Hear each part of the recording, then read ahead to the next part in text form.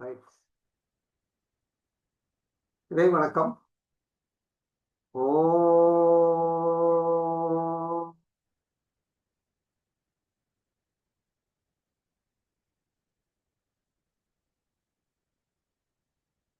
நமச்சிவாய.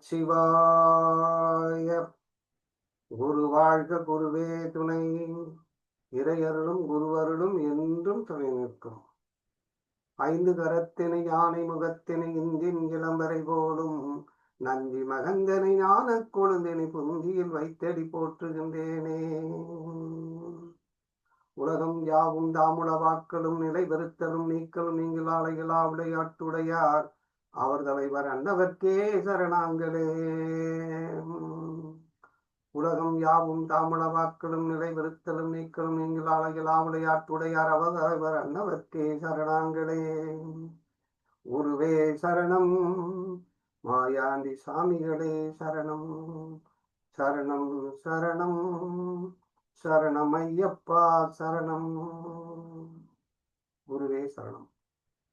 ஈன்ற தாய் தந்தைகளை வணங்கி, எனக்கு இதுவரைக்கும் எத்தனையோ குருமார்கள் கல்வி கற்றுக் கொடுப்பாங்க, அவர்களுடைய பாதத்தையும் வணங்கி, எல்லாம் வல்ல மாயாண்டி சாமிகளுடைய பாதச்சுவடுகளை வணங்க. சோமப்பா, சிவனண்டையா, மறக்காமல் ஐயா, எல்லாரையும் வணங்குகிறேன். வாழ்க வளமுடன். அனைவருக்கும் வணக்கம். எல்லாரும் நலமா இருக்கீங்களா? எல்லாரும் சரி, சந்தோஷம். நாம் இப்போது டிஎன்ஏ கிளாஸினுடைய ஃபர்ஸ்ட் கிளாஸ் அப்படிங்கிறத பற்றி முதல் வகுப்பு தொடங்குறோம். கோள்கள், கிரகங்கள். கோள்னா என்ன, கிரகம்னா என்ன அப்படின்னு ஒரு விளக்கம் கொடுக்க போறோம். கோள்கள் அப்படிங்கிறது வானிலையில் இருக்கக்கூடிய அமைப்பை கோள்கள் என்று சொல்கிறோம். அது கோள்களுடைய வரிசை. கோள்கள் வானில இருக்கு. சூரியனுடைய குடும்பத்துல இருக்கக்கூடியது கோள்கள் அமைப்போம். அப்ப வானத்தில் இருக்கிறது கோள்கள் அப்படின்னு சொல்றோம். நம்ம முன்னாடி 12 கட்டத்துக்குள்ள அடைச்சிட்டோம்னா அதை கிரகம் அப்படின்னு சொல்லணும். கட்டத்துக்குள்ள இருக்கிறத கிரகம்னு சொல்லணும். கோள்கள்ங்கிறத வானத்துல இருக்கு. சுழன்று கொண்டே இருப்பதற்கு பேர் கோள வடிவத்தில் இருக்கக்கூடியதெல்லாம் கோள்கள்.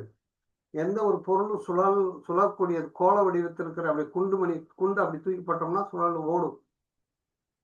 ஆனால் தட்டையான இருக்கிறது, முக்கோணமா இருக்கிறது, சதுரமா இருக்கிறது, அதெல்லாம் சுத்தாது.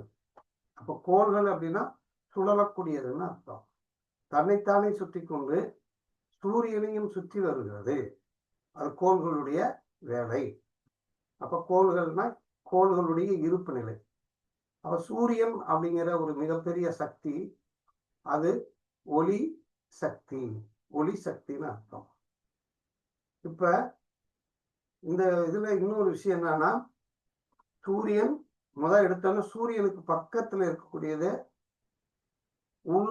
உள்ள சூரியனுக்கு பக்கத்திலையும் பூரிக்கு உள்ளேயும் சூரியன், புதன், சுக்கிரன். அப்ப உள்வட்ட கிரகம், அது உள்வட்ட கோள்கள். இதுக்கு பேர் உள்வட்ட கோள்கள் அப்படின்னு அர்த்தம். சூரியன் பூமிக்கும் சூரியனுக்கு இடையில இருக்கிறது உள்வட்ட கோள்கள். சூரியன், புதன், சுக்கிரங்கிறது இன்னர் பிளானட் அப்படின்னு அர்த்தம். பூமிக்கு பூமியிலிருந்து வெளியே இருக்கக்கூடியது செவ்வாய். செவ்வாய் அப்படிங்கிறதும் குருங்கிறதும் சனிங்கிறதும் வெளிவட்ட கோள்கள். வெளிவட்ட கோள்கள் அப்படின்னு அர்த்தம். அப்ப பூமியை சுற்றி ஒரு துணைக்கோள் சுத்திட்டு இருக்கு, அதுக்கு பேர் சந்திரன். பூமியில சுத்திட்டு இருக்கிறது சந்திரன். அப்ப நம்ம எடுத்துக்கிறது சந்திரன். அப்ப உள்வட்ட கோள் அப்படிங்கிறத 3, வெளிவட்ட கோள்கள் அப்படிங்கிறதையும் இந்த பக்கம் ஒரு 3ஐயும் எடுத்துக்கிறோம். அப்ப இதுல இருந்து நமக்கு மேலே இருப்பதை கோள்கள் அப்படின்னு சொல்றோம். ஜாதக கட்டத்துல இருக்கிறத கிரகம் அப்படின்னு சொல்றோம். இப்ப கிரக வரிசை என்பது சூரியன், சந்திரன், செவ்வாய், குரு, புதன், குரு, சுக்கிரன், சனி, ராகு, கேது. இது கிரக வரிசை. இது கிரக ஆர்டர். இந்த கிரக ஆர்டர் நம்முடைய வார அதிபதியின் அடிப்படையில் பார்க்கிறோம். இப்ப வாரம் அப்படின்னா 7 நாட்கள் அப்படின்னு அர்த்தம். ஒரு வாரம் என்பது 7 நாட்கள். ஆனா இங்க 9 கோள்கள் இருக்கு. ஆனா இதுல நம்ம 7 கோள்களை மட்டும் நம்ம எடுத்துக்கிறோம். அதுதான் வார நாட்கள். இப்போ வாரம் அப்படின்னா வாராதிபதி ஒருத்தர் பிறக்கிறாங்கன்னா அவர் பிறந்தாருன்னா ஏதாவது ஒரு வாரத்துல தான் பிறப்பாங்க. ஒரு கிழமையில தான் பிறப்பாங்க. அது கிழமை ஆர்டர், டே ஆர்டர். இப்ப அவளுக்கு உதாரணமாக யாராவது ஒருத்தர் மைப்ப ஆன் பண்ணி அவர் என்ன கிழமை பிறந்தீர்கள் என்று சொல்லுங்கள். ஐயா வெள்ளிக்கிழமை பிறந்தேன். இப்ப வந்து ஈஸ்வரன் வந்து வெள்ளிக்கிழமை பிறந்திருக்கான்னு அர்த்தம். அப்ப அவனுக்கு அவனுடைய அந்த வெள்ளிக்கிழமையினுடைய ஆதிக்கம் வந்து சுக்கிரன் தான் ஆதிக்கம். வெள்ளிக்கிழமையில வந்து சுக்கிரன் தான் ஆதிக்கமான கிரகம். அப்ப இந்த சுக்கிரன்ங்கிற கிரகத்தின் ஆதிக்கனைக்கு பிறந்திருக்கான். இவனுடைய ஜாதகத்தில் அந்த சுக்கிரன் எந்த நிலைமையில இருக்காரு ஈஸ்வர்? லக்னத்துக்கு 10ல திருவாதிரை நட்சத்திரத்துல இருக்காரு.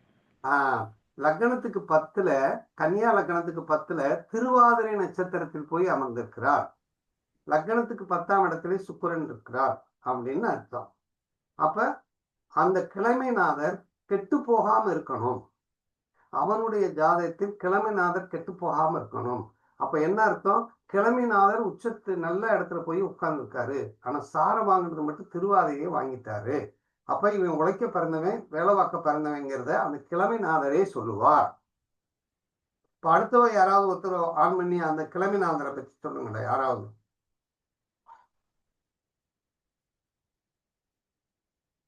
வேற யாராவது? ஐயா செவ்வாய்க்கிழமையா? செவ்வாய்க்கிழமை அவர் பிறந்திருக்கிறாரு. அப்ப உங்க ஜாதகத்துல செவ்வாய் எங்க இருக்கு? மேஷ லக்னத்துக்கு 8ல விருச்சிகத்துல இருக்கியா? மேச லக்னத்துக்கு நீங்க பிறந்தது வந்து மேச லக்னம், பிறந்தது செவ்வாய்க்கிழமையா? ஆமையா. நீங்க பிறந்தது அருளரசு. நாங்க வந்து நீங்க பிறந்தது சொன்னா உங்க பிள்ளை பிறந்தது சொல்றீங்க. சொல்லுங்க. பத்தியா?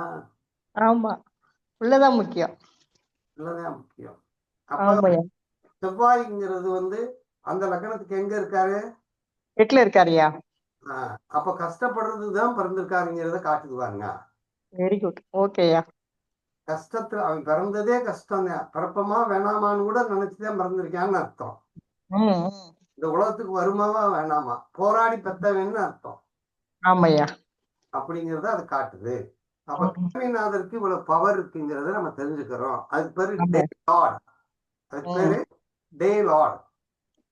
அப்ப டே லார்டுங்கிறத நம்ம எடுத்துக்கிறோம். அப்ப செவ்வாய் என்றாலே என்ன அர்த்தம்? அந்த காலத்துல செவ்வாய்னா ரோகத்தை கொடுப்பவனே செவ்வாய், கோபத்தை கொடுப்பவனே செவ்வாய், சண்டை சச்சரவு கொடுப்பவனே செவ்வாய், சுகபோகங்களை அனுபவிப்பவனே சுக்கிரன் அப்படின்னு சொல்லியிருக்காங்க. இந்த கிழமை அதிபதி அப்படிங்கிறதுல இருந்துதான் கிரக வரிசையை பிடிச்சிருக்காங்க. இப்ப கிரகம் அப்படின்னா என்ன அர்த்தம்னா பீடித்தல்னு அர்த்தம், பிடித்தல்னு அர்த்தம். நம்மளை பிடிச்சுக்கிச்சுன்னு அர்த்தம். கிரகனை பிடிச்சிருச்சுரா அப்படின்னா கிரகஸ்தர் அப்படின்னா என்ன அர்த்தம்னா கோள்களினுடைய கோலாட்டத்தில் சிக்கிக் கொள்பவர்கள் மனிதர்கள் இந்த பிரபஞ்சத்திற்கு எல்லாருமே. அப்ப கிரகம்னா பிடிக்கிறதுன்னு அர்த்தம். அப்போ 9 கிரகங்களையும் கிழமையின் அடிப்படையில பிரிக்கிறோம். 7 கிழமைகள் இருக்கிறதுனால 7 தான் கிழமைநாதர், அதுதான் கிரகம். அப்ப 7 தான் இங்க கோளே இருக்கு. பாத்தீங்களா? 7 தான் கோளா இருக்கு. பூமிக்கு பதிலாக அந்த இடத்துல சந்திரனை நம்ம வச்சுக்கிறணும். பூமியில நம்ம இருக்கிறதுனால அதை கோளா எடுத்துக்கிற கூடாது. இப்ப நம்ம சந்திரனை போய் இருந்தோம்னா சந்திரனை நம்ம எடுத்துக்கிற கூடாது. அங்க செவ்வாயத்தை பூமியை எடுத்துக்கிறோம் அப்படின்னு எடுத்துக்கிறோம். சரி, இப்ப நம்ம கோள்கள் வரிசையை சொல்லிட்டோம். இப்ப கோள்கள் வரிசையா சொல்லிட்டோம். முதல் கோள் எதை நம்ம முதலா வச்சிருக்கிறோம்? கிழமையின் அடிப்படையில் வச்சிருக்கிறோம். முதல் கிழமை எது? யாராவது ஒருத்தர் வரிசையா ஆன் பண்ணி சொல்லுங்களேன். ஐயா ஞாயிற்றுக்கிழமைங்களா ஐயா? சூரியன். ஞாயிற்றுக்கிழமை என்பது சூரியன் ஆதிக்கம் உள்ள நாள். எஸ். அடுத்து அப்படி வரிசையா அதான் திங்கட்கிழமை பாத்தீங்கன்னா சந்திரன், செவ்வாய்க்கிழமை வந்து செவ்வாய், புதன்கிழமை புதன், வியாழக்கிழமை வந்து குரு, வெள்ளிக்கிழமை சுக்கிரன், சனிக்கிழமை சனி. வெள்ளைக்காரன் நம்மள ஆண்டதுனால சூரியனை வந்து முதல் கிழமை கிழமை நாதரா வச்சிருக்கான் இல்லையா? ஆமாங்க ஐயா. சரியா? நம்ம வந்து ஆமா. நம்ம வந்து முதல் கிழமை வந்து திங்கக்கிழமை தான் நம்ம முத வச்சிருக்கோம். ஓ சரிங்க. நம்ம இந்துக்கள் அப்பெல்லாம் வந்து திங்கள் இருந்து திங்கள் செவ்வாய் புதன் வியாழன் வெள்ளி சனி ஞாயிறு திங்கள் அப்படின்னு தான் சொல்லுவான். சரிங்க. ஆனா அவங்க வெள்ளைக்காரங்க வந்ததுனாலதான் எல்லாம் மாத்திட்டாங்க. சண்டே நம்ம ரெகுலர் ஹாலிடே விடுறோம். நமக்கு அவனுக்கு அவன் சர்ச்சுக்கு போறதுனாலதான் சண்டே ஹாலிடே. எக்ஸாக்ட்லி. நம்ம சர்ச்சுக்கு போறது நமக்கு வெள்ளிக்கிழமை கோயிலுக்கு போறோம்னு நமக்கு லீவு விடுறது இல்ல. கரெக்டுங்க. இப்ப துபாய் நாட்டுக்கு போனோம்னா வெள்ளிக்கிழமை லீவு. ஆமா, அவங்க மாஸ்க் அந்த வெள்ளிக்கிழமை அவங்க மாஸ்க் போறாங்க, அதனால லீவ். அதே மாதிரி முஸ்லீம் ஸ்கூல்ல வெள்ளிக்கிழமை ஹாலிடே, ஞாயிற்றுக்கிழமை ஸ்கூல் வச்சிருக்கா. ஓ சரிங்க. திண்டுக்கல் கரூர்ல இந்த பல்லவடிங்கிற ஊர்ல போனோம்னா அன்னைக்கு வெள்ளிக்கிழமை லீவ் விட்டுருக்காங்க. அவங்களுக்கு ஞாயிற்றுக்கிழமை ஸ்கூல் வைக்கிறாங்க. அது வித்தியாசமா இருக்கு. அப்ப இப்ப என்ன தெரியுதுன்னா, ஒரு நாளினுடைய முழுமையா அந்த கிழமை ஆள்றதுனால அது அந்த டே லார்ட், அது பேர் வாராதிபதி அப்படின்னு அர்த்தம். இப்ப 7 கிழமைகளையும் நம்ம வரிசையா சொல்றோம். அப்ப சூரியன் சொல்லியாச்சு. இப்ப 1, 2 போட்டு வரிசையா போட்டு ஒவ்வொரு கிழமையும் எழுதுறோம். சூரியன் எழுதிடுறோம், அடுத்து சந்திரன் எழுதிடுறோம், செவ்வாய்ன்னு எழுதிடுறோம். இதே மாதிரி ராகு வரை எழுதுனா 8 வருமா? ஆமாங்க, 8 வரும். 8 வரும். அப்ப ஒரு மனிதன் வந்து 8 கர்மாதான் உண்டு. இதுல கேது வராதுங்களா? கேதுக்கு கர்மா இல்ல, மோட்சக்காரகன்னு அர்த்தம். ஓ சரி சரி சரி. கேதுங்கிறது வந்து பிறப்பு இல்லைன்னு அர்த்தம். ராகுங்கிறது வந்து ஆகாசம் என்பது கேது, பாதாளம்ங்கிறது ராகு, பூமி வந்து ராகு. அப்ப பிறப்புன்னு அர்த்தம். ராகுன்னா பிறப்புன்னு அர்த்தம். சரிங்க. கேது அப்படின்னா மோட்சம்னு அர்த்தம். சரிங்க. அப்ப கேதுவுக்கு கர்மா கிடையாது. ஓ ஓகே. நம்ம புரிஞ்சுக்க வேண்டியது கேதுவுக்கு நோ கர்மா. அப்ப கர்மா அடிப்படைங்களா? இது அடிப்படைங்களா? அந்த கேதுன்ற கிரகம் வந்து கர்மா வராது. கேதுவுக்கு கர்மா இல்ல. கேது என்பது மோட்சக்காரகா. ஓகே. ராகு வரைக்கும் 8 கர்மாதான் உண்டு. அஷ்டகர்மா 8 கர்மாதான். சரிங்க. கர்மான்னா என்ன அப்படின்னா, நம்முடைய எண்ணத்தாலேயோ நம்முடைய சிந்தனையாலேயோ நம்முடைய சொல்லாலேயோ நம்ம உணர்ச்சிகளாலேயோ நம்ம செஞ்சது, நம்ம மனசாலேயோ நம்ம எண்ணத்தாலேயோ நம்ம உடலாலேயோ ஏதாவது சில செயல்பாடுகளை செய்வோம் இல்லையா? பிரதிபலன் தான் கர்மா. எண்ணுதலும் கர்மாதான். சிந்தனையும் கர்மா. இப்ப எப்படின்னா, உதாரணமா ஒரு அரசன் வந்து அன்னதானம் போட்டுக்கிட்டே இருக்கேன். அந்தணர்கள் வந்தா அன்னதானம் போடுறது, சாமியார்கள் வந்தா அப்படி போட்டுக்கிட்டு இருக்கும் போது ஒரு நாள் அந்தணர்களுக்கு சாப்பாடை சமைச்சிட்டு இருக்கும் போது ஒரு பருந்து என்ன செய்யுதுன்னா, ஒரு நாகப்பாம்பை கொத்தி தூக்கிட்டு வரும்போது அந்த அன்னதானம் அந்த சாப்பாடு இருக்கு இல்லையா, அந்த சாப்பாடு வரும்போது அந்த பாம்பு வந்து விஷத்தை கக்குது அந்த சோறுல. சரிங்க. விஷத்தை கக்குது, அது அப்படியே விஷம் அப்படியே ஒழுகுது. அதுல இந்த சோறை அப்படியே நல்லா கலக்கி விட்டு நல்லா பண்ணி எடுத்து கொண்டு போய் சாமியார்களுக்கு போடுறாங்க. சாமியார் செத்து போயிடுறாங்க. செத்து போனோம்னா ஊரு பூரா வந்து அந்தணர்களுக்கு பூரா விஷத்தை வச்சு கொண்டுட்டாரு அப்படின்னு சொல்றாங்க. சரிங்க. அந்தணர்கள் எல்லாம் விஷம் சாமியார அந்தணர்களை வந்தா சாப்பாடு வச்சு கொண்டுறாங்க அப்படிங்கிற ஒரு பேர் ஆயிடுச்சு. ம் பேனானொன்னு ம் யாராவது சாப்பிட வர்றாங்கன்னு வச்சுக்கோங்க, ம் அங்க வர்றவங்கிட்ட ஒரு கேள்வி அங்க உட்காந்துட்டு சொல்லுது, ஐயா போகாதய்யா, விஷ வச்சு கொண்டுறா மண்ணே அப்படின்னு சொல்லுது. சில ம் பேர் போயிடுறாங்க.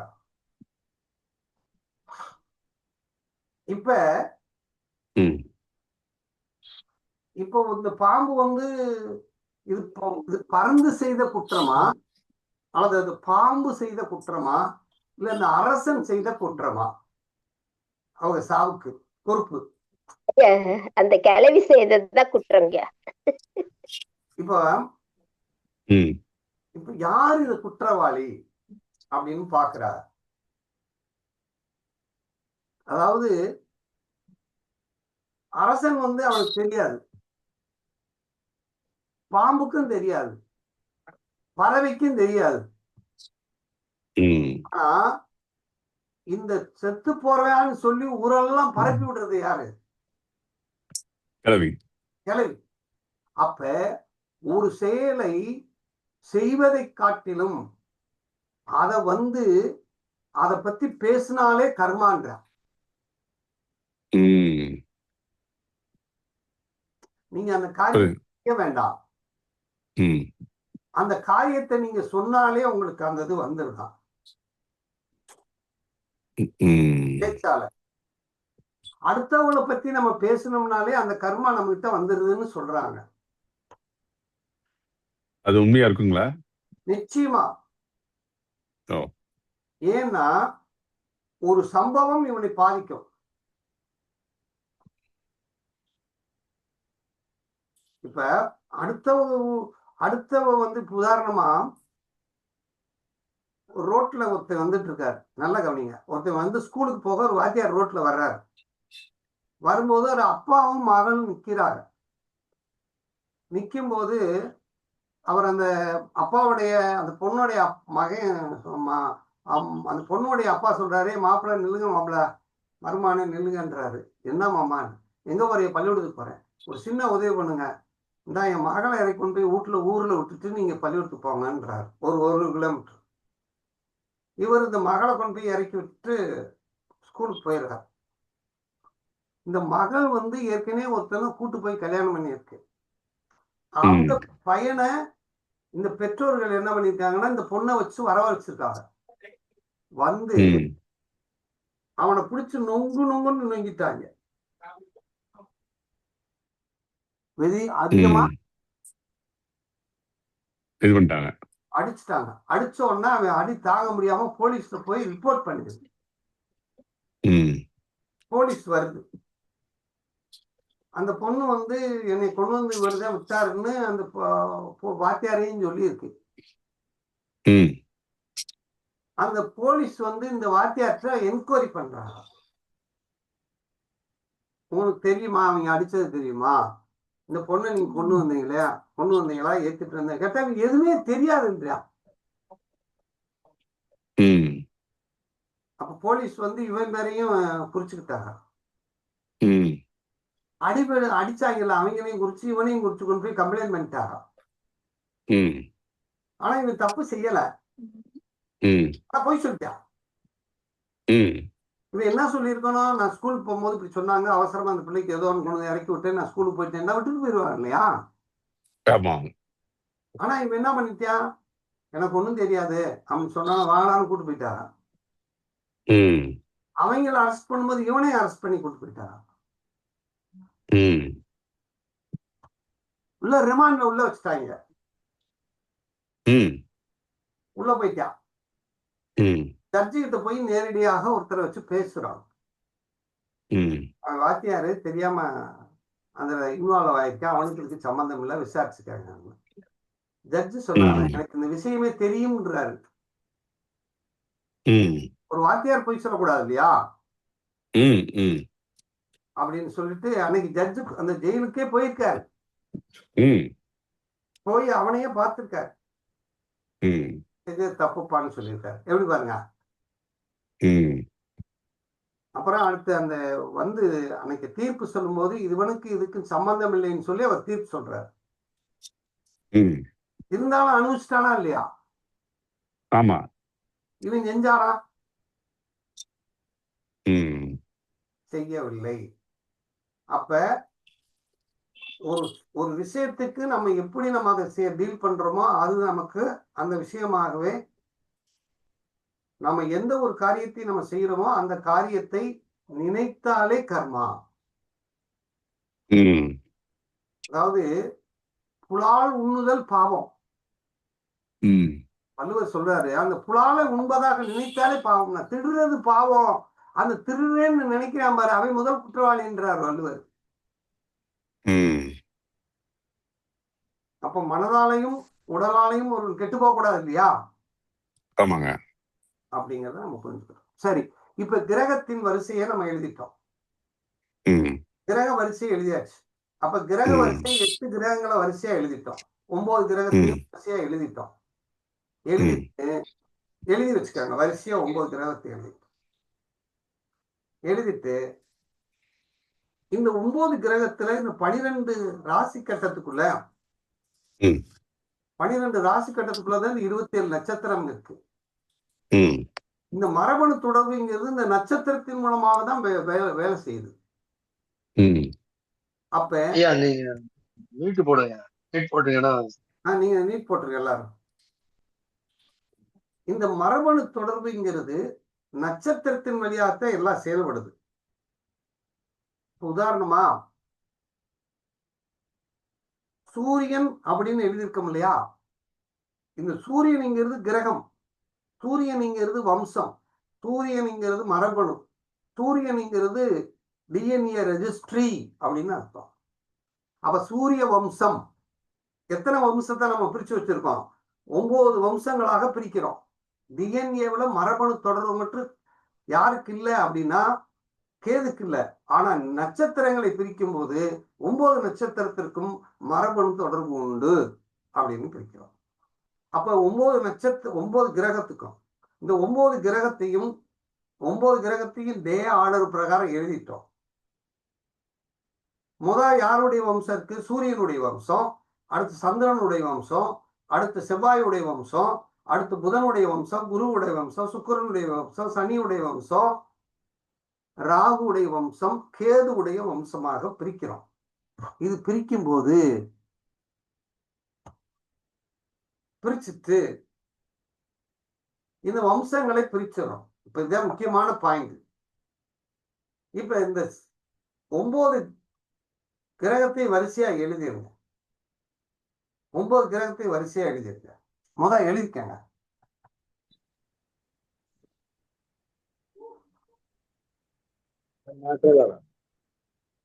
எழுதிட்டீங்களா? எழுதியாச்சுங்க. எழுதிட்டு இந்த சூரியனுக்கு நேரம் ஒரு கோடு போட்டுருங்க. ஒவ்வொரு கிரகத்துக்கு நேரம் ஒரு கோடு.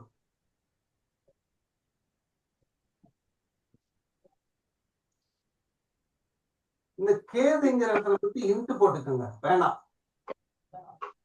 இப்ப இந்த சூரியனுக்கு நேரம் முதல் நட்சத்திரம் 1ன்னு போட்டு அஸ்வினின்னு எழுதிக்கங்க. அடுத்து 2 பரணின்னு எழுதிக்கங்க.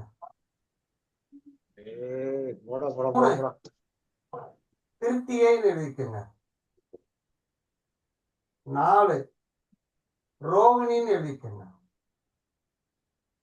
5 மிருகசீரிஷம்னு எழுதிக்கங்க. 6 திருவாதிரைன்னு எழுதிக்கங்க. 7 புனர்பூசம்னு எழுதிக்கங்க.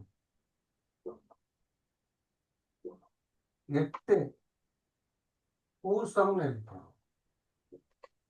8 கர்ம நட்சத்திரம் வந்துருச்சான்னு பாருங்க.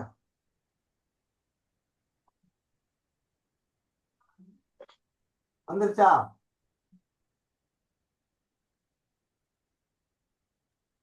வந்துருச்சுங்க. வந்துருச்சு. இந்த பூசத்துக்கு அடுத்து என்ன நட்சத்திரம் வரும்?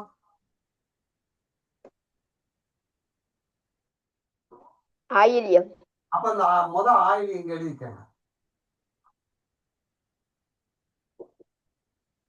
9வது நட்சத்திரம் ஆயில்யம்.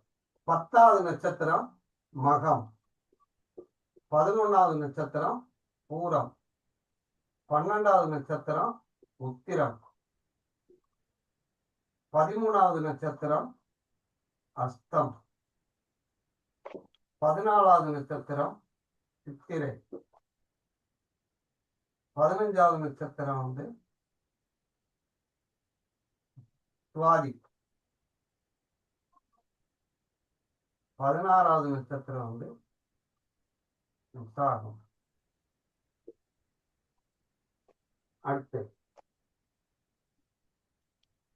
மறுபடியும் 17வது நட்சத்திரம் அனுசம், 18வது நட்சத்திரம் கேட்டை,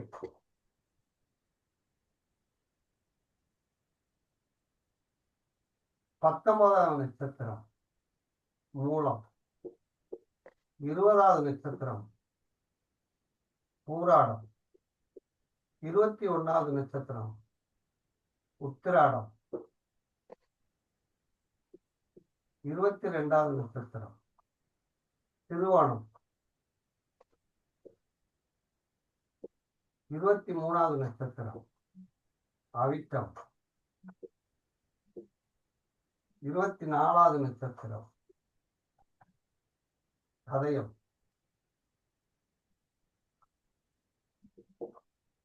24. அடுத்து 25 பூரட்டாதி, 26 உத்திரட்டாதி, 27 ரேவதி.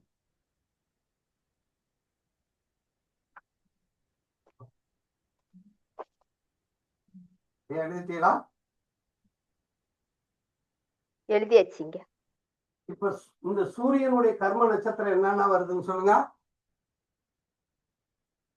அஸ்வினி, ஆயில்யம், அனுஷம், புரட்டாதி. அப்ப சூரியனுடைய கர்ம வினை கொண்ட நட்சத்திரம் வந்து அஸ்வினி, ஆயில்யம், அனுஷம், புரட்டாதி 4 நட்சத்திரம் அப்படின்னு நம்ம எடுத்துக்கிறோம். புரியுதா? அப்ப சந்திரனுடைய வம்சாவளியை சேர்ந்த நட்சத்திரம் யாருன்னு சொல்லுங்க.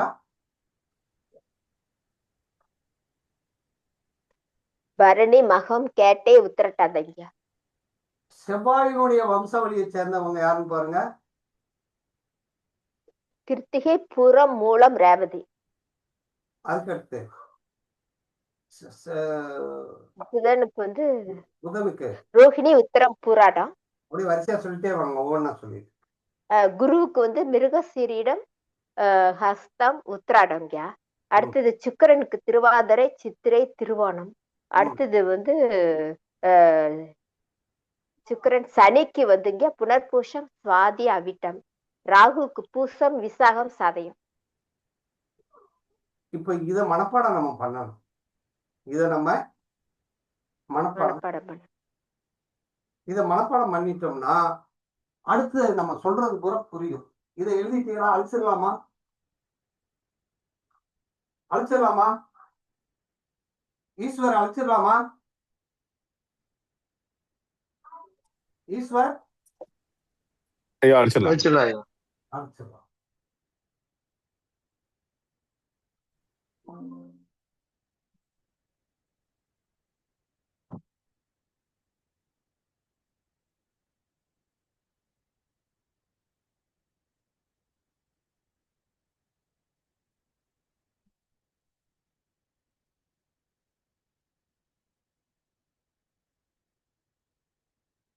இப்ப ராசி கட்டா இருக்கு இல்லையா? அப்படியே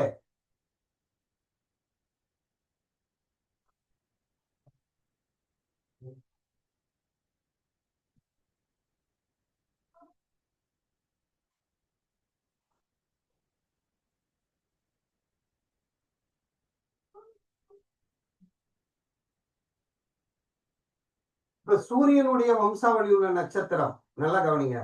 சூரியனுடைய வம்சாவளி நட்சத்திரம் இங்க அஸ்வினின்னு இருக்கா?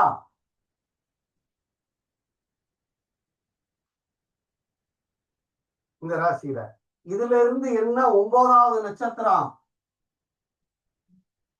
ஆயிலியா இருக்கா?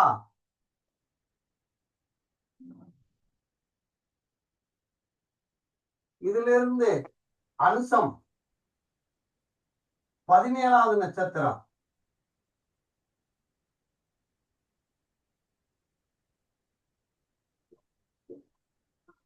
இருக்கா?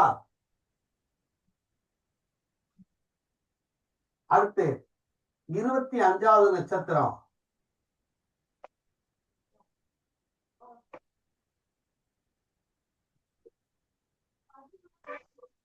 ஐயா நல்லா கவனிங்க. சூரியனுடைய வம்சம் எந்தெந்த ராசிக்குள்ள இருக்கு?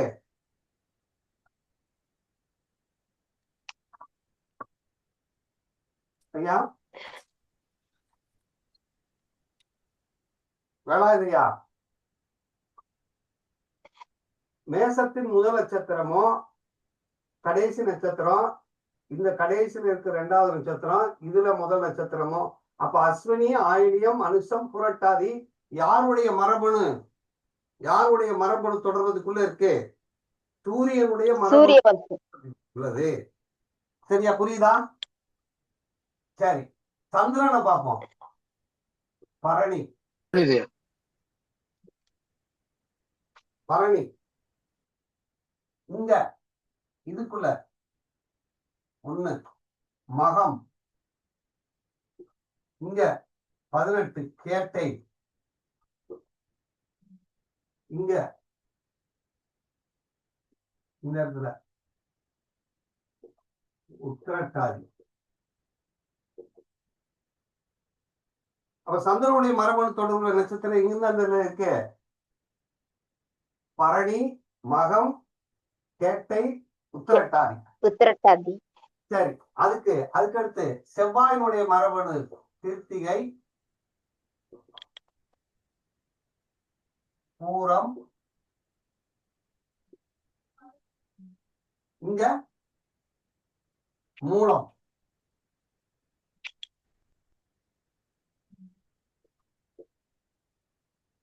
மூலம் 27வது நட்சத்திரம் ரேவதி. செவ்வாயுடைய மரபணு தொடர்புள்ள நட்சத்திரம் எது எது இருக்கு? கிருத்திகை, பூரம், மூலம், ரேவதிங்க. இருக்கா? இருக்குங்க.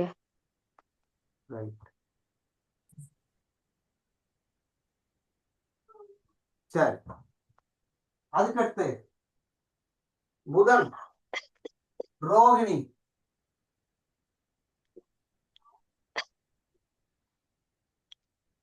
இங்க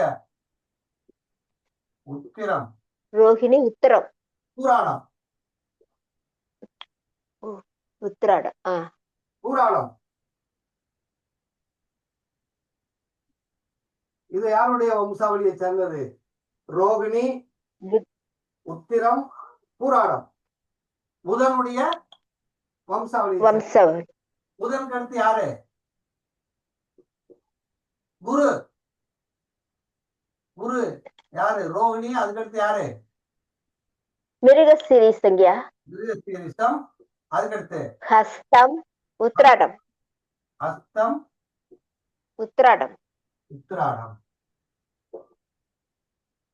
இது யாருடைய வம்சாவளியை சேர்ந்தது? குருவோட வம்சாவளி. அதுக்கடுத்து சுக்கிரன். அவரு திருவாதிரை, சித்திரை, திருவோணம். திருவாதிரை, சித்திரை, சித்திரை, திருவோணம். திருவோணம்.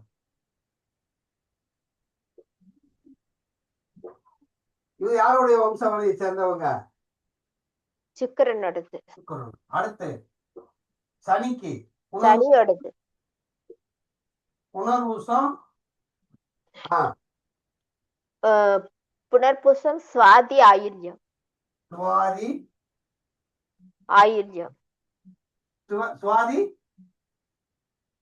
சுவாதி, அவிட்டங்க. அவிட்டம். அவிட்டம். இது யாரு? சனியுடைய டிஎன்எஃப். அதுக்கடுத்து அடுத்தது ராகுங்க. ராகு. பூசம், பூசம், விசாகம், விசாகம், சதயம்.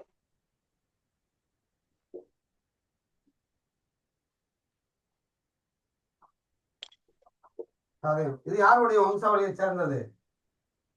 ராகுவோடது.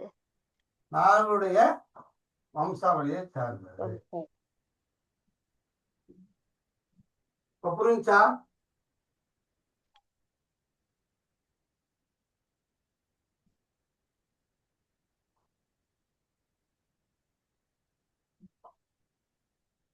புரிஞ்சுச்சா இல்லையா? புரிஞ்சிச்சிங்க.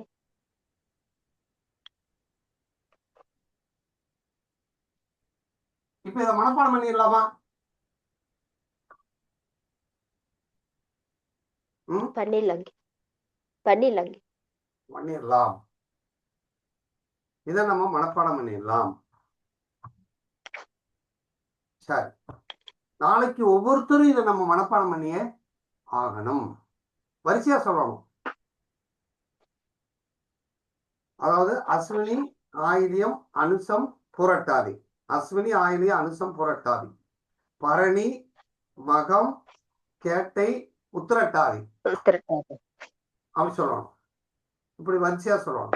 இப்ப இதை நம்ம மனசுக்குள்ள வச்சுக்கணும். இதுல ஒவ்வொரு கிரகங்களும் போய் பிறக்குது. ஒவ்வொரு கிரகங்களும் பிறக்குது. 9 கிரகங்களும் இந்த நட்சத்திரத்துல பிறக்குது. அப்படி பிறக்கும்போது சூரியன் போய் எந்த நட்சத்திரத்துல பிறக்குது அப்படின்னா எழுதிக்கங்க. சூரியன் அஸ்த நட்சத்திரத்தில் பிறக்கிறது. சூரியன் அஸ்த நட்சத்திரத்தில் பிறக்கிறது. அப்ப சூரியனுடைய பெர்த் ஸ்டார் என்னது? அஸ்தம். இப்ப அஸ்தம்ங்கிறது யாருடைய மரபணு தொடர்பு இருக்கு? அஸ்தம் வந்துங்க குருவோடதுங்க. அப்ப சூரியனுக்குள்ள என்ன மரபணு தொடர்பு வந்துருச்சு? அஸ்தம் குருவோட தொடர்பு வந்துருச்சு. குருவோடைய மரபு தொடர்பு யாருக்கு இருக்கு? குரு சூரியன் இருக்கு. இருக்கா? அப்ப இந்த சூரியனுக்குள்ள என்ன இருக்கு? சூரியனுடைய உடம்புக்குள்ள யாருடைய வம்சாவளியினுடைய ரத்தம் இருக்கு? குருவோட வம்சாவளி ரத்தம் இருக்கு. சரி, சந்திரன் வந்து மிருகசீரிஷ நட்சத்திரத்தில் பிறக்கிறார். சந்திரன் மிருகசீரிஷ நட்சத்திரத்தில் பிறக்கிறார்.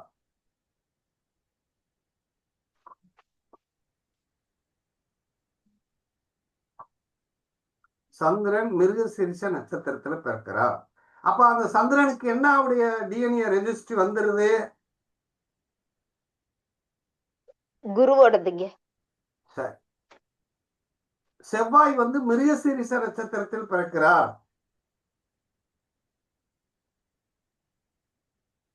அப்ப செவ்வாய்க்கு என்ன மரபணு தொடர்பு வந்துருது? செவ்வாயா சந்திரனா? செவ்வாய். அப்ப சந்திரன் சந்திரன் was born in மிருகசீரிஷா. செவ்வாய் Mars was born in உத்தரஷாடா. சரிங்க. உத்தரஷாடா, உத்திராடம். ஐயா இப்ப செவ்வாய் இது என்னங்க சொன்னீங்க? செவ்வாய் வந்து உத்திராடம். உத்திராடம். சூரியன் வந்து அஸ்த நட்சத்திரத்துல பிறந்துறாரு. ஆமா. செவ்வாய் வந்து மிருகசீரிஷத்துல பிறக்கிறாரு. செவ்வாய் சந்திரன். சந்திரன். செவ்வாய் வந்து உத்திராடத்துல பிறக்கிறாரு. ரைட்டுங்க. புரியுதா? புரியுது. புதன் வந்து அவிட்டத்துல பிறக்கிறாரு. குரு வந்து பூசணத்துல பிறக்கிறாரு. சுக்கிரன் வந்து மக நட்சத்திரத்துல பிறக்கிறாரு. சனி வந்து ரேவதி நட்சத்திரத்துல பிறக்கிறாரு.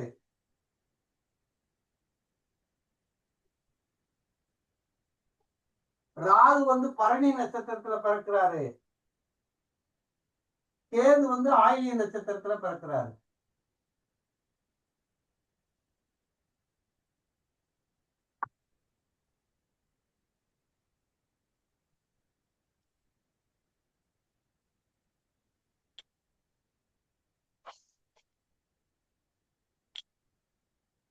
புரியுதா?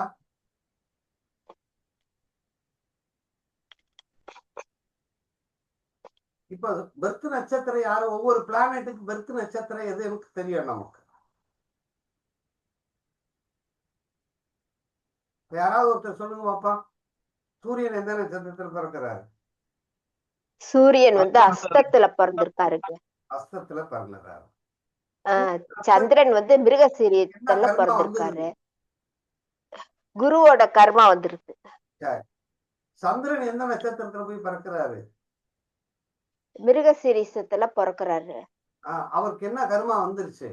அவருது குரு கர்மா சேர்ந்து வந்துருது. செவ்வாய் எந்த நட்சத்திரத்துல பிறக்கிறாரு? செவ்வாய் வந்து உத்திராட நட்சத்திரத்துல பிறக்கிறாருங்க. அவருக்கு என்ன கர்மா வந்துருச்சு? அவருது குரு தானங்க. அவரும் குருவும் வந்துருச்சு பாருங்க. இந்த 3 பேருக்கும் யாருடைய கர்மா வந்துருச்சு? மரபணு தொடர்பு குருவோட கர்மா வந்துருச்சு. குருவுடைய டிஎன்ஏ ரெஜிஸ்ட்ரி வந்துருச்சு. குருவுடைய டிஎன்ஏ ரெஜிஸ்ட்ரி. அப்ப டிஎன்ஏ ரெஜிஸ்ட்ரி. அப்ப ஜூபிட்டர் உடைய டிஎன்ஏ ரெஜிஸ்ட்ரி இந்த 3 பேருக்கும் வந்துருச்சு. சரி, புதன் எங்க போய் பிறந்துடுறாரு? அவிட்டத்துல பிறக்கிறாரு. இந்த ஒரு நிமிஷமா கூப்பிடுவாரு.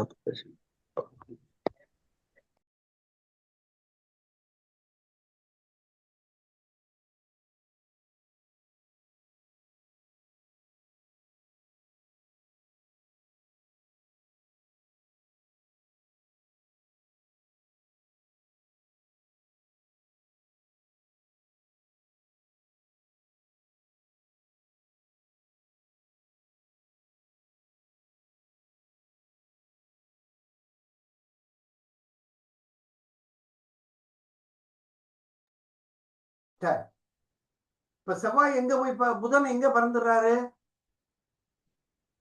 அவிட்டத்துல. இவர் புதனுக்கு அடுத்து குரு எங்க போய் பிறக்கிறாரு? குரு பூசத்துல பிறக்கிறாரு. சுக்கிரன் எங்க பிறந்துடுறாரு? சுக்கிரன் மகத்துலங்க. மகத்துல பிறந்தார். சனி எங்க பிறந்துறாரு? சனி ரேவதியில. ராகு எங்க பிறந்துறாரு? பரணிலங்க. கேது ஆயில்யத்துல. பரணி நட்சத்திரத்துக்கு என்ன கர்ம பதிவு இருக்கு? என்ன ரெஜிஸ்ட்ரி இருக்கு? பரணிக்கு சந்திர கர்மாங்க. சந்திர வம்சாவளி. சந்திர வம்சாவளியை சேர்ந்தவர். அப்ப சுக்கிரனுக்கு எந்த வம்சாவளி இருக்கு? சந்திரன் வம்சாவளி. அப்ப ரெண்டு கிரகத்துக்குமே சந்திரனுடைய வம்சாவளி வந்துருதா? வந்துருதுங்க. 3 கிரகத்துக்கு குருவுடைய வம்சம் வந்துருது. 2 கிரகத்துக்கு சந்திரனுடைய வம்சாவளி வந்துருச்சா? ஆமாங்க.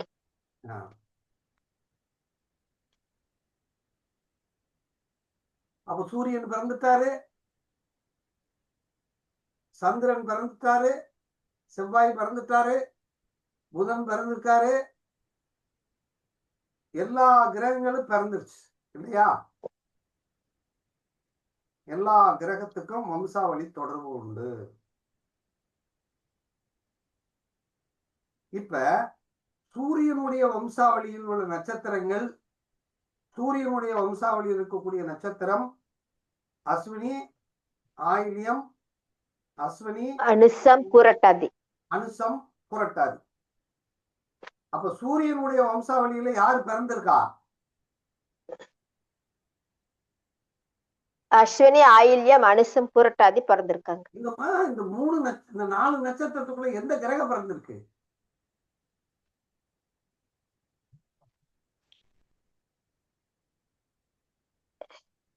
கேது பிறந்திருக்கீங்க. ஆயில்யத்துல பிறந்திருக்காங்களா?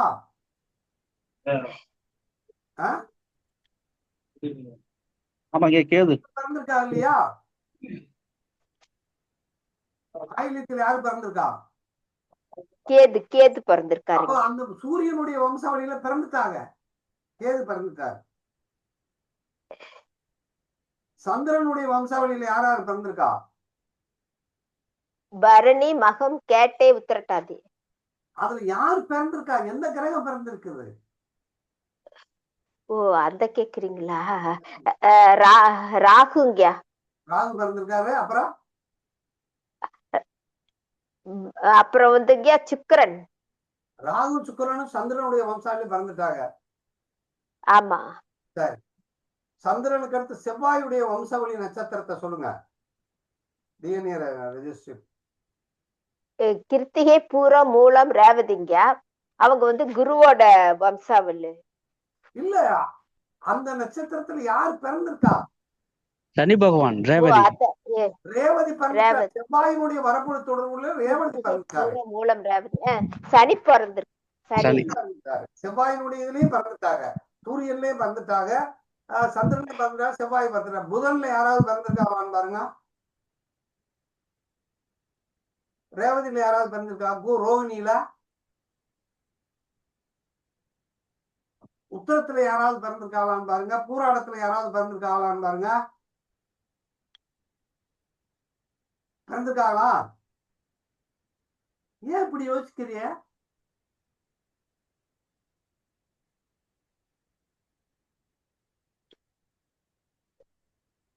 பிறந்திருக்காங்களா இல்லையா? பிறக்கவில்லை. சூரியன் சுக்கிரனுடைய கர்ம வினையில் எந்த கிரகமும் பிறக்கவில்லை.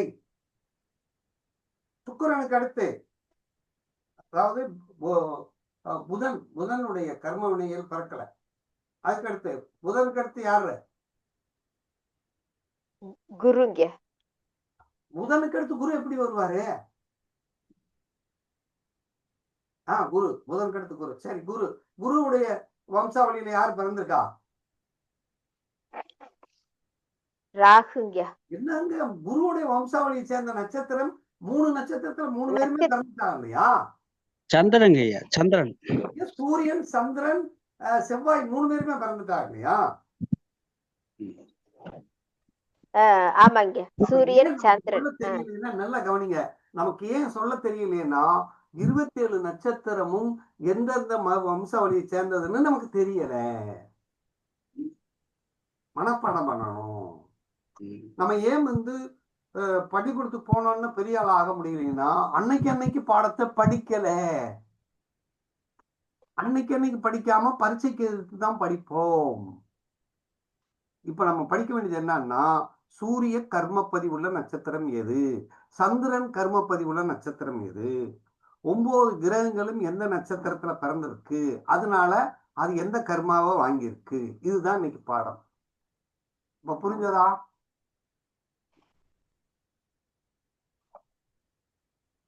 ஐயா, நம்ம சொல்றது புரியுதா? புரியுது. நம்முடைய பாடமே என்னன்னா, 27 நட்சத்திரமும் என்ன கர்ம பதிவு வைத்திருக்கிறது, என்ன டிஎன்ஏ ரெஜிஸ்ட்ரி வச்சிருக்கு, அதனுடைய டிஎன்ஏ மரபணு தொடர்பு என்ன, மரபணு என்ன, சூரியனுடைய மரபணுவா சந்திரனுடைய மரபணுவா அப்படின்னு தெரியணும். 9 கிரகங்கள் பிறந்ததுனால ஒண்ணும் இல்ல. ஏமா, நீங்க என்ன நட்சத்திரத்துல பிறந்திருக்கியா? யாருங்க? நீங்க? நான் பரணி நட்சத்திரத்துலங்க. அப்ப பரணிக்கு என்ன கர்ம பதிவு இருக்கு? சந்திரன். அப்ப நீங்க உங்க உடம்புல என்ன கர்ம பதிவு இருக்கு? சந்திரனோட பதிவு இருக்கு. சந்திரனுடைய கர்ம பதிவு உங்களுக்கு இருக்கு. நீங்க பிறந்ததுனால இப்ப சொல்லிட்டே இல்லையா? அதே மாதிரி 9 கிரகம் எந்த நட்சத்திரத்துக்கு பிறந்திருக்குன்னு தெரியணுமா இல்லையா? நாளைக்கு பாடம்னா 9 கிரகங்கள் எந்த நட்சத்திரத்தில் பிறந்திருக்கிறது, இந்த 27 நட்சத்திரத்துக்கு என்ன கர்ம பதிவு இருக்கு, அவ்வளவுதான் பாடம். இன்றைய பாடமே அதுதான். படிச்சிடலாமா? கருப்சாமியா படிச்சிடலாமா?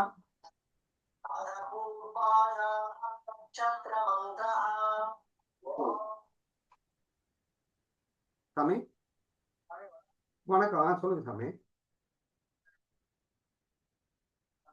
இன்னைக்கு தான் ஆரம்பம். நீங்க வரலையோ? அப்படியா? நீங்க காலையில போன் பண்ணல, குரூப்ல சேர்றேன் என்னன்னு ஒரு தகவல் கொடுக்கல. சரி,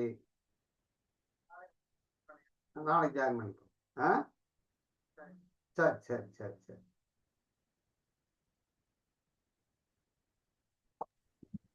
ஐயா இப்ப புரிஞ்சதா? ஐயா ம் ஐயா என்ன பேமெண்ட் அனுப்பல, நாளைக்கு அனுப்பிச்சிட்டுலாங்களா? அதை பாத்துக்கிறோம், அப்புறம் பாத்துக்கிறோம், முத பாடத்தை படி. இல்ல நான் தெளிவா இருந்துச்சு, நான் கொஞ்சம் லேட்டா தான் வந்தேன், என்னை கூப்பிட்டீங்க கரெக்டா மியூட் எடுத்துட்டு இது பண்றதுக்குள்ள இதாயிடுச்சு. ஐயா பேமெண்ட் எல்லாம் பத்தி அப்புறம் பார்ப்போம், முத பாடத்தை பாருங்க. எனக்கு இன்னைக்கு தான் ஃபர்ஸ்ட் டே கிளாஸ்னு தெரியும், நானும் லேட்டா தான் பண்ணேன். இன்னைக்கு வகுப்பே இன்னைக்கு முதல் வகுப்பு இன்னைக்கு தாங்க தொடங்குறோம். நல்லா இருந்துச்சு, நல்லா இருந்துச்சு. இல்ல இப்ப நம்ம படிச்சுக்கிற வேண்டிய பாடமே இதுதான். இதை விட எளிமையா சொல்லி தர்றதுக்கு வாத்தியார் இல்லைங்க. நீங்க இல்ல நீங்க இப்ப என்ன நட்சத்திரத்துல பிறந்திருக்கீங்க? நான் பிறந்த திருவண்ணாங்க. அப்ப திருவோணம்னா என்ன கர்மப்பதிவு வந்துருச்சு? சுக்கிரனுடைய கர்மப்பதிவு. சுக்கிரன் சுக்கிரன் ஐயா. அப்ப இப்ப நீங்க உங்க ரத்தத்துல யாரு இருக்கா? சுக்கிரன். அதுல சுக்கிரனோட கர்ம பதிவு இருக்கு. இப்ப கர்மப்பதிவு என்னன்னு வச்சு பார்க்கணும்னா, நட்சத்திரம் எந்த நட்சத்திரத்துல பிறந்தது, லக்னம் எந்த நட்சத்திரத்துல விழுந்திருக்கு, லக்னாதிபதி போய் எந்த நட்சத்திரத்துல இருக்காருன்னு 3 பாயிண்ட் பார்க்கணும். அருமையா இருக்குங்க. 3 பாயிண்ட் பார்க்கணும். இப்போ சரிங்க. வந்து உங்க லக்னம் எந்த புள்ளியில விழுந்திருக்குன்னு பாருங்க. உத்திராடம் 4ஆம் பாதம். உத்திராடத்துக்கு குருவுடைய கர்ம பதிவு வந்துருச்சு. ஐயா ஆமாங்க ஐயா. சரி, உங்க லக்னாதிபதி யாரு? லக்னாதிபதி சனி. சனி போய் எந்த நட்சத்திரத்துல உட்கார்ந்துருக்காரு? அது சித்திரையில உட்கார்ந்துருக்காரு. அப்ப சித்திரைக்கு என்ன சுக்கிரனுடைய கர்ம பதிவு வந்துருச்சு. ஆமா, சுக்கிரன் தான் மறுபடியும் அவர் தான் வர்றாரு. 2 சுக்கிரனும் ஒரு குரு வந்து. ஆமாங்க ஐயா. 2 சுக்கிரனும் ஒரு குரு வந்துட்டா, உங்க கூட பிறந்த பொம்பளை பிள்ளையோ உங்க அப்பாவோட பிறந்த பொம்பளை பிள்ளைகளுக்கோ வாழ்க்கை பிரச்சனை இருக்கணும், அல்லது நோய்வாய்ப்பட்டவங்களா இருக்கணும், எப்படி இருக்காங்க? ஆமாங்க ஐயா, தங்கச்சி கணவனை இழந்துருச்சு. ஆமாங்க ஐயா. மரபணு தொடர்பு இதுதான். ஆமாங்க ஐயா. இதுதான் மரபணு தொடர்பு. இப்படி சொல்றதுக்கு உலகத்துல எந்த ஜோசியம் இருக்கு? இல்லங்க ஐயா, உங்கள்கிட்ட படிக்கிறது எங்களுக்கு பாக்கியம், எங்க எல்லாத்துக்கும் பாக்கியம், நம்ம ஜோதிட சொந்தம் எல்லாத்துக்குமே பாக்கியம். வாங்கியான்னு கூப்பிடுறேன், ஏமாத்துறவங்கிட்டதான் போறாங்க. பொய்யா ஏமாத்துறாங்க. நான் 3 நாள்ல 1 வாரத்துக்குள்ள உங்களை ஜோசியர் ஆக்கிடுறேன்.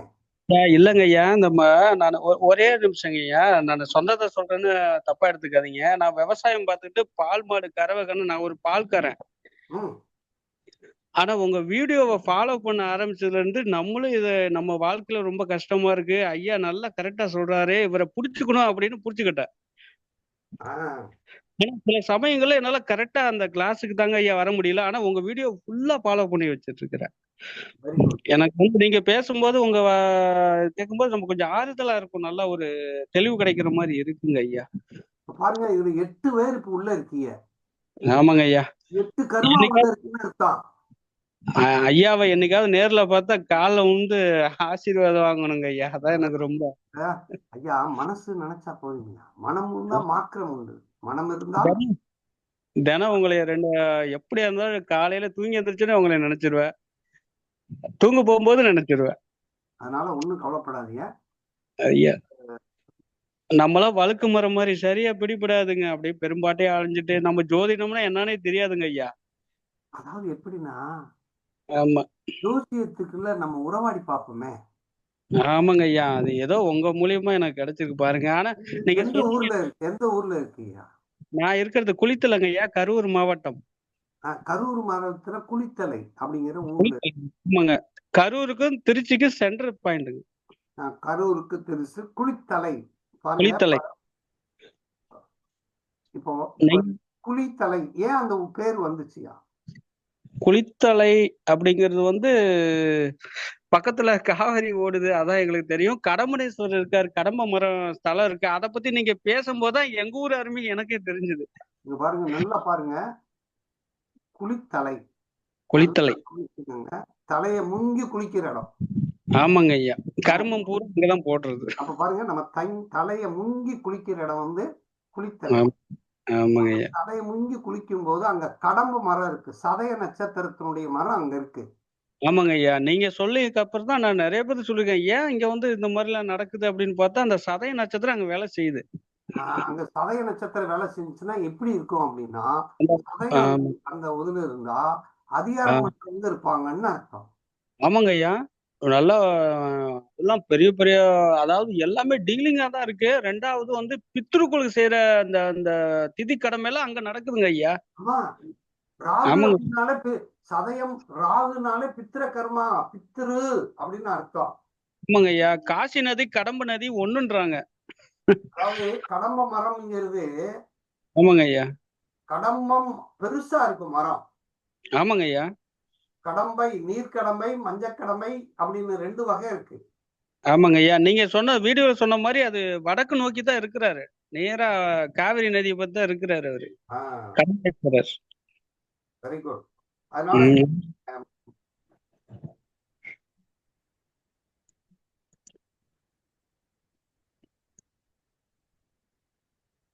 அதாவது எப்படின்னா ஐயா பரவாயில்ல, நீங்க வந்து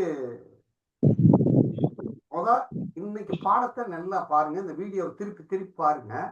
சரிங்க ஐயா. இந்த இதுல உங்களோட இமெயில் அட்ரஸ் பூரா அனுப்பிடுங்க, அதுலயே நம்ம அனுப்பி விட்டுருக்கோம். சரிங்க ஐயா. இத பொக்கிஷமா வச்சுக்காங்க இந்த வகுப்பை. கண்டிப்பா வச்சுக்கிறேன் ஐயா.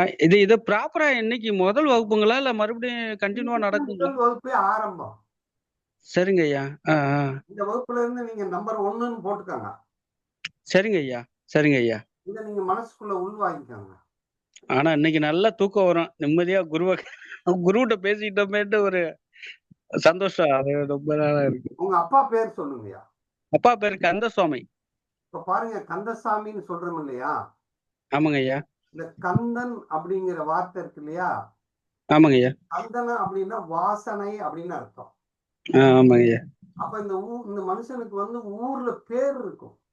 ஆமாங்க ஐயா. ஒரு பஞ்சாயத்து எல்லாம் பண்ணுவாரு.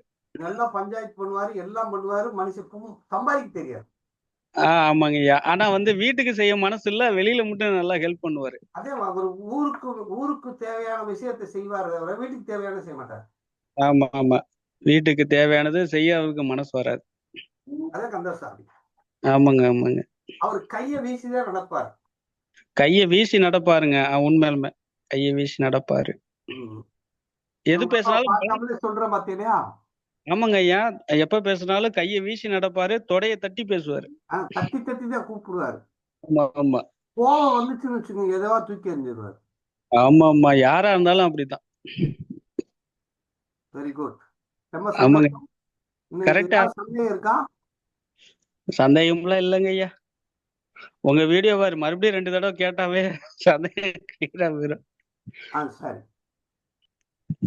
எனக்கு ஒரு பர்சனல் பிரச்சனை, அது ஒரு கொஞ்சம் எனக்காக கொஞ்சம் டைம் கொடுத்து ஒரு நாளைக்கு தெளிவு பண்ணி கொடுங்க. அது நான் கொஞ்சம் இப்ப ரொம்ப பிரச்சனையில மாட்டிட்டு இருக்கிறேன். கடன் பிரச்சனை இல்ல. அது வந்து ஆமாங்க. எனக்கு ஒரு நாளைக்கு டேட்டு கொடுத்து எனக்கு கொஞ்சம் கிளியர் பண்ணி கொடுங்க. ஆமாங்க. வாழ்க வளமுடன். சரிங்க ஐயா. இப்ப இன்னைக்கு எப்படி இருந்துச்சு ஈஸ்வர்?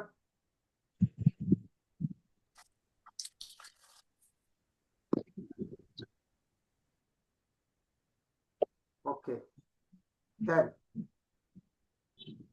நாளைக்கு புதன்கிழமை வேண்டாம், வியாழன் வெள்ளி வகுப்பு எப்பப்ப இருக்கும்னா திங்கள் செவ்வாய் வியாழன் வெள்ளி 4 நாள் வகுப்பு நடைபெறும்.